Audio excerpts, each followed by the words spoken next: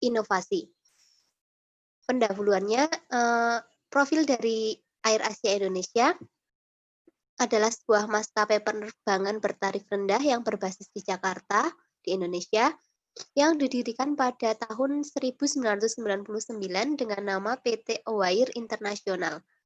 Mereka memulai penerbangan berjadwal ke beberapa kota di Indonesia pada tahun 2000 dan yang kemudian diikuti pembukaan penerbangan ke luar negeri. Maskapai ini mengoperasikan penerbangan domestik berjadwal.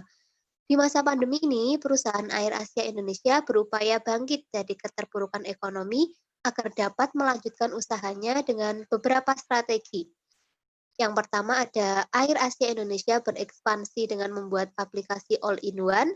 Selanjutnya, AirAsia Indonesia juga meluncurkan produk Scan to Fly, yaitu teknologi yang dapat menentukan kelayakan penumpang. Inovasi yang selanjutnya ada melakukan pengalihan bisnis dengan melakukan penerbangan sewa kargo, dan selanjutnya ada meningkatkan kapasitas muat atau load faktor penumpang yang dilayani. Selanjutnya, bisa dijelaskan oleh teman-teman? Siapa? Sebentar, sebelum dilanjut, mohon maaf. Ini ada bukti presentasi nggak ya? Bukti buat absen gitu ada nggak ya? Ini kalau kami di-record, Mbak. Nanti Gitu. sampai di SS juga. Oh ya, ya udah. Oke, makasih. Silakan dilanjut, Mbak. Ya. Oke, saya lanjutkan ya. Nah, di sini ada kelompok kami mengambil faktor permasalahannya, yaitu ada 2. Yang pertama, berkurangnya jam terbang, dan yang kedua yaitu pemangkasan pegawai yang dapat menurunkan pendapatan di AirAsia. Nah, kelompok kami menganalisis dengan metode Fishbone dan metode fault tree analysis. Yang pertama yaitu faktor permasalahannya di Fishbone kami berkurangnya jam penerbangan maskapai AirAsia. Sebelumnya, kami akan menjelaskan terlebih dahulu metode Fishbone diagram.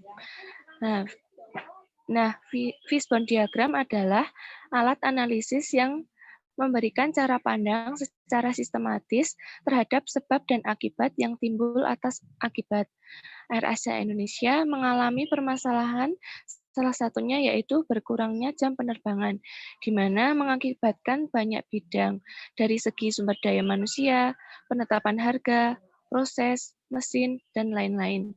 Sehingga untuk memecahkan setiap akar permasalahan dari AirAsia, ada beberapa hal yang bisa diatasi dengan mengetahui lebih rinci setiap permasalahan dalam sub-sub komponen. Nah, kita lihat di diagram Fishbone AirAsia. Berkurangnya jam penerbangan maskapai AirAsia, yang pertama ada people atau orang. Nah, di sini kan kalau kita pandemi kan kita tingkat aktivitas manusia dibatasi, ruang gerak terbatas. Nah, yang kedua yaitu proses. Biasanya AirAsia bisa terjadi delay atau keterlambatan penerbangan. Selanjutnya, man atau biasanya karyawan di sini. Kinerja karyawan menurun atau bisa dikatakan kurang disiplin. Yang selanjutnya ada penetapan harga. Nilai tukar melemah karena pandemi ini. Selanjutnya yaitu mesin. Nah, di perusahaan AirAsia ini AC tidak memadai atau pesawat lama. Yang terakhir yaitu surrounding atau pesaing. Nah, layanan pesaing di sini biasanya menawarkan fasilitas yang lebih mewah atau yang lebih lengkap. Seperti itu. Selanjutnya itu metode fault tree analysis yang akan dijelaskan oleh yang lain. Oke, saya akan melanjutkan presentasi dari kelompok kami. Selanjutnya ada metode fault tree analysis. Jadi kelompok kami mengambil alat analisis yang kedua ini, metode fault analysis, karena metode ini menentukan penyebab suatu kejadian, di mana problem pada Air Asia adalah salah satunya adanya pemangkasan pegawai sejalan dengan turunnya pendapatan. Untuk menanggulangi hal tersebut, ada beberapa cara yang dapat Air Asia lakukan.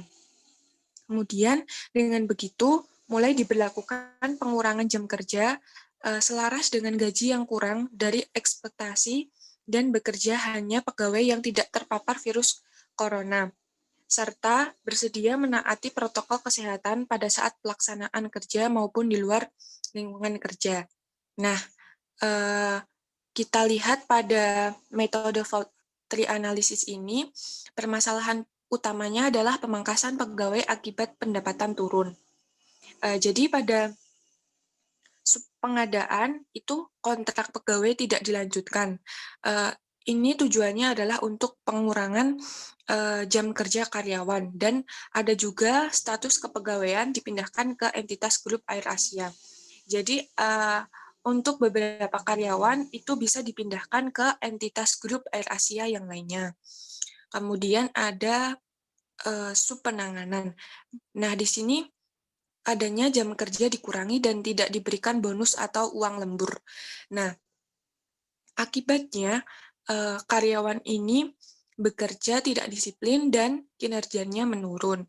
Yang terakhir ada pada tahap pelaksanaan, karyawan ini yang bekerja harus mematuhi protokol kesehatan dan pegawainya ini harus negatif dari virus corona. Jadi Air Asia tetap bisa berjalan atau melakukan penerbangan dengan cara pemberlakuan sesuai protokol kesehatan dan tidak ada yang terpapar virus corona seperti itu. Yang selanjutnya akan dijelaskan oleh Lana. Baik, yang selanjutnya yaitu kesimpulan dan saran. Kesimpulannya itu sendiri yaitu pada masa pandemi ini, tingkat pendapatan Air Asia Indonesia sempat menurun karena faktor pembatasan kegiatan manusia. Hal ini juga berdampak pula pada tingkat kinerja pegawai Air Asia Indonesia, jam terbang, dan profit perusahaan.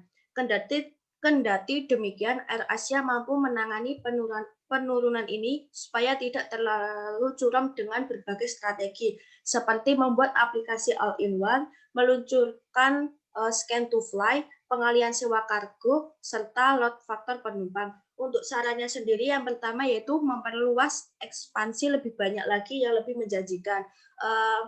Untuk ekspansi itu sendiri, buat contohnya itu Air Asia yang berada di Malaysia itu sudah memperluas ekspansinya dengan membuka bidang kuliner.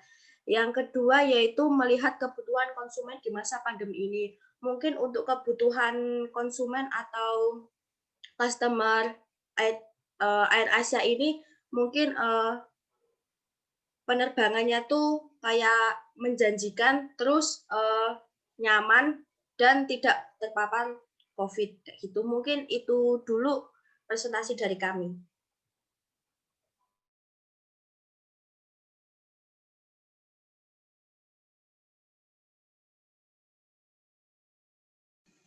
Selanjutnya dari kelas inovasi, apakah ada yang ingin ditanyakan?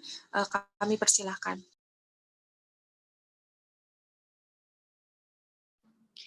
Oke, untuk kelompok kinerja Angkatan 18, makasih telah mempresentasikan posternya.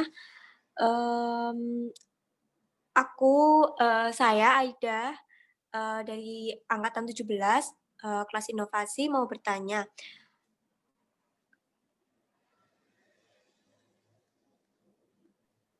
Baik, Mbak.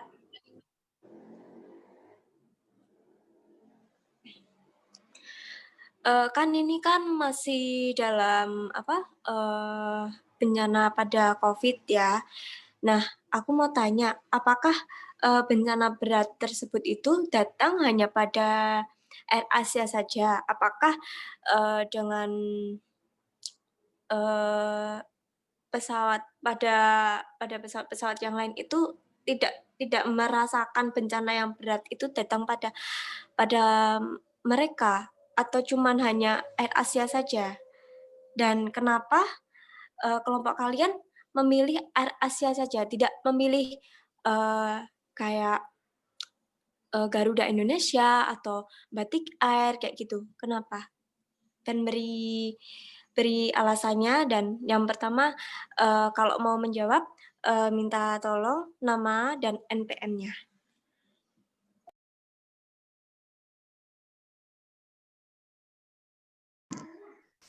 Ini mau Saya langsung dijawab satu persatu atau ngumpulin dulu pertanyaannya? Ngumpulin dulu pertanyaan aja, Po. ya. Ya, Tapi Lanjut nanti lagi, lupa Po. enggak? Oh, nggak Langsung dicatat. dijawab juga nggak apa-apa. Kayak yang wawancara sebelumnya. oh gitu. Ya udah nggak apa-apa. Nanti saling melengkapi aja dari kelas kinerja gitu. Iya. Oh ya, Baik, siap. 0144 dari kelas kinerja mau mencoba menjawab. Jadi kalau dengan adanya COVID ini yang terdampak tidak hanya dengan AirAsia saja, bahkan penerbangan darat, udara, laut juga terkena dampak COVID.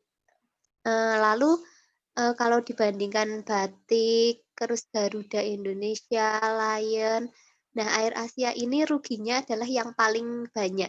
Kalau menurut data yang saya baca, Garuda Indonesia itu mengalami kerugian sekitar 67,84%. Sedangkan AirAsia Indonesia itu mengalami penurunan sekitar 71,0% yang setara dengan 1,71 triliun. Jadi itu alasan kami mengapa kami lebih tertarik untuk mengangkat isu AirAsia ini sebagai poster yang kami presentasikan tadi. Mungkin itu dari saya, kalau dari yang lainnya silahkan kalau yang mau menambahkan. Izin menambahkan, saya Devi, NPM 0091. Jadi kami memilih AirAsia sebagai permasalahan yang ada itu karena AirAsia ini sudah memberikan harga tiket yang relatif murah dibanding dengan penerbangan yang lainnya. Jadi AirAsia ini berusaha tetap melayani masyarakat yang dari beberapa orang itu kan pastinya ada yang membutuhkan jasa transportasi umum pesawat. Jadi AirAsia ini berusaha sebisa mungkin tetap menjalankan penerbangan dengan mematuhi protokol kesehatan dan harga tiket juga relatif masih murah seperti itu. Mungkin yang lainnya bisa menambahkan. Terima kasih.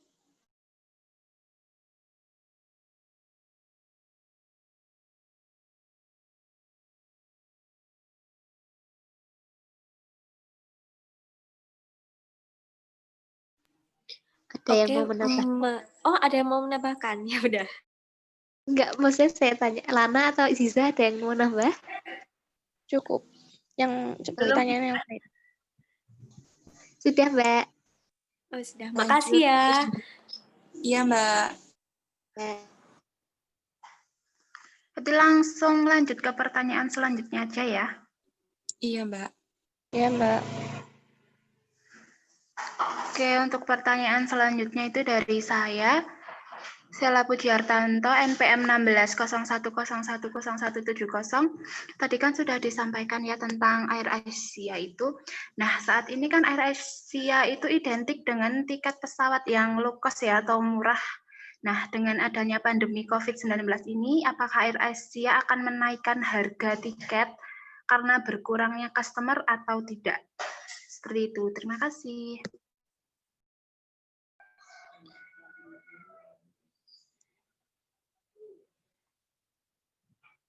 Saya Chanifatul Azizah, NPM 180139, akan menjawab pertanyaan dari Mbak Sela.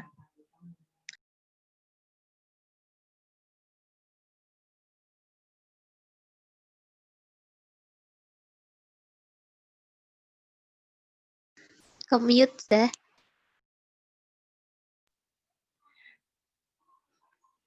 Mungkin perusahaan Air Asia ini enggak meningkatkan tarif pesawatnya, tetapi mungkin perusahaan Air Asia ini melakukan berbagai strategi inovasi. Yaitu yang pertama, membuat aplikasi all-in-one, yaitu aplikasi yang membantu penggunanya dalam pengiriman barang bebas pajak, tiket pesawat dari seluruh maskapai penerbangan, makanan, dan hiburan. Inovasi yang kedua yaitu melakukan scan to fly, yaitu teknologi terdepan di industri yang dapat menentukan kelayakan penumpang untuk terbang sebelum pelanggan tiba di bandara, termasuk untuk proses verifikasi dokumen, persyaratan kesehatan yang diperlukan secara real time. Dengan scan to fly, tamu AirAsia dapat memindai dan mengunggah surat keterangan kesehatan pada saat proses check-in. Fasilitas ini juga dapat menentukan apakah penumpang telah memenuhi persyaratan yang diperlukan untuk melakukan perjalanan oleh pihak otoritas, serta apakah surat keterangan bebas COVID yang digunakan masih berlaku. Yang selanjutnya yaitu serta melakukan pengalihan bisnis dengan melakukan penerbangan sewa kargo, meningkatkan kapasitas. Jadi AirAsia itu mungkin melakukan strategi inovasi, tapi tidak menaikkan tarif penerbangan. Mungkin seperti itu. Ada tambahan lain dari teman-teman? Mungkin tambahan sedikit dari Mbak Aziza. Saya Lana Rahmatika, NPM 18/01/01/0109. Mungkin AirAsia itu lebih cenderung meningkatkan kayak melanjutkan pengembangan rute baru. Sejalan dengan itu peningkatan kapasitas muat atau load factor yang dilayani untuk mencari rute yang potensial untuk mendapatkan pendapatan yang optimal. Jadi mungkin AirAsia itu tidak menaikkan harganya, tetapi lebih ke inovasi itu sendiri. Kayak gitu. Terima kasih. Izin menambahkan, saya Devi Septianing Tias, NPM 0091. Jadi, AirAsia ini tidak menaikkan harga tiket, tetapi di samping adanya inovasi, AirAsia juga melakukan strategi dengan cara kontrak pegawai tidak dilanjutkan, seperti yang sudah saya jelaskan tadi di metode voluntary analysis. Pengurangan pegawai itu bisa menekan biaya pengeluaran dari AirAsia.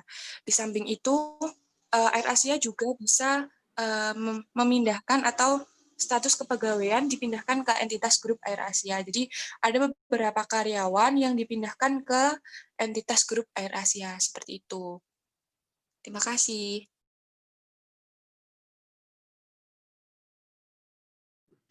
Oke, terima kasih ya Mbak Sani Fatul, Mbak siapa tadi, Mbak Zizah ya, dan Mbak Devi.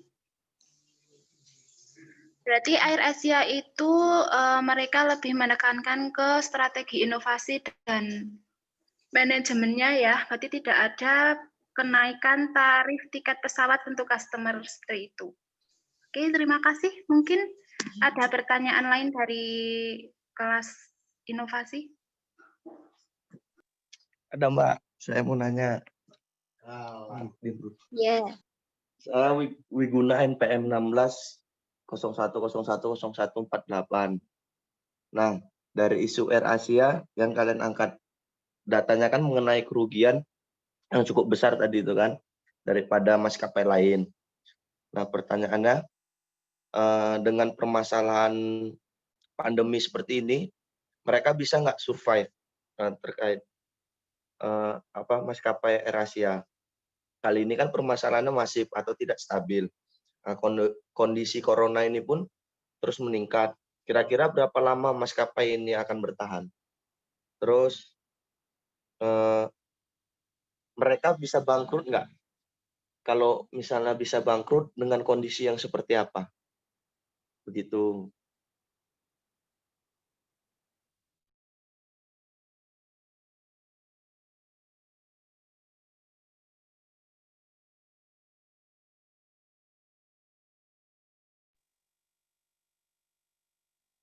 Apakah jelas pertanyaannya, Mbak?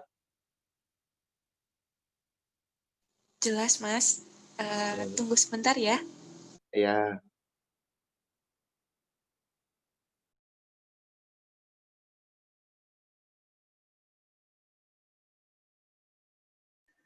Izin menjawab, saya Rosyana Kamalinda, NPM 0144 18.01.01.0144. Nah, di sini Air Asia itu mampu survive. Dari awal kan dari bulan Maret itu udah mulai corona. Nah, dia kan memangkas penerbangan ke luar negeri tidak dilaksanakan. Terus sempat memangkas juga karyawan, memangkas gaji dan lain sebagainya sebagai solusi supaya biaya pengeluaran tidak terlalu banyak seiring dengan penurunnya pendapatan. Nah, dilihat dari bulan ke bulan di tahun 2020, Air Asia ini mampu untuk mengatasi masalah COVID, walaupun dengan kerugian yang cukup signifikan. Contohnya di bulan Oktober itu mereka kan menutup penerbangan jarak jauh, tapi mereka sudah berencana untuk melanjutkan penerbangan di tahun depan, yaitu di tahun 2021 ini. Diikuti lagi dengan bulan Desember, di mana Air Asia ini sudah mengoperasikan kembali rute ke Bali sampai Labuan Bajo dan Jakarta Semarang, dan Air Asia juga sudah melakukan kerjasama lagi dengan hotel-hotel untuk menjual tiket Air Asia, seperti itu. Mungkin dari yang lainnya ada yang bisa menambahkan?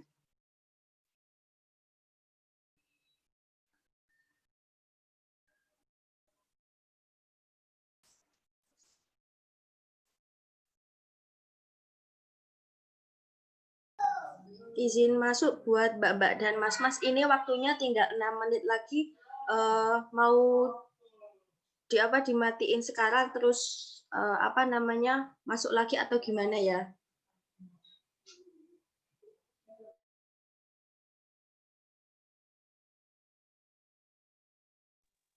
dimati sekarang terus masuk lagi ya. Boleh Mas, mumpung Gimana? ini waktunya tinggal 5 menit. Terus ini dimatiin dulu, nanti masuk lagi aja gitu ya Mbak ya. Sebelum ada Ya pertanyaan. udah nggak apa-apa. Iya, ya udah nggak apa-apa. Ya.